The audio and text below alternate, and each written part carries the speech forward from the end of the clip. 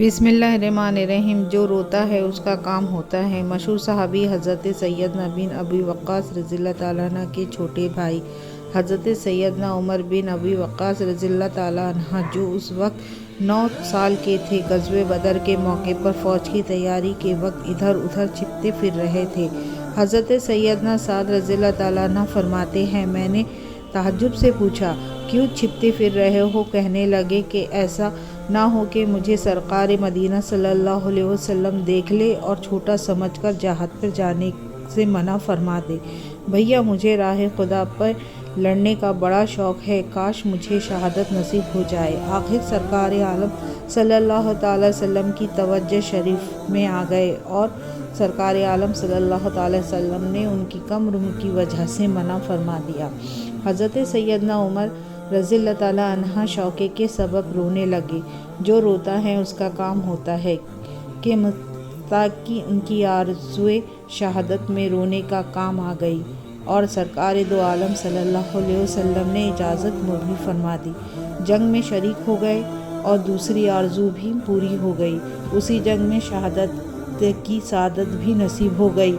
آپ رضی اللہ تعالیٰ عنہ کے بڑے بھائی حضرت سیدنا سعد بن ابی وقاص رضی اللہ تعالیٰ عنہ فرماتے ہیں، میرے بھائی کی عمر کم چھوٹی تھے، تلوار بڑی تھی، لہٰذا میں انہیں ہاتھ لگا کے اونچا کر کے ان کی مدد بھی فرمایا۔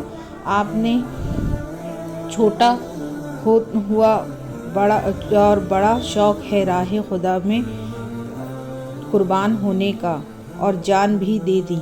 ان کی زندگی کا مقصد واحد تھا، لہٰذا کامیابی خود آگے بڑھ کر ان کے قدم چومتی تھی۔ حضرت سیدنا عمر سعد رضی اللہ تعالیٰ عنہ کا جذبہ جہاد شوق شہادت آپ نے ملاحظہ فرمایا اور بڑے بھائی سیدنا سعد بن ابی وقاص رضی اللہ تعالیٰ عنہ کی تعاون کے بارے میں بھی آپ نے سنا۔ بے شک آج بھی بڑا بھائی اپنے چھوٹے بھائی کا اور باپ اپنے بیٹے کا تعاون کرتا ہے، مگر صرف دنیاوی معاملات میں اور فقط دنیاوی مسئلوں میں روشن کرنے کی آرزو سے۔ افسوس، ہمارے پیش نظر صرف دنیا کی چند روزہ زندگی کا سنگارتے ہیں، جبکہ صحابہ کریم کا نگاہوں میں آخرت کی زندگی کی بہار تھی۔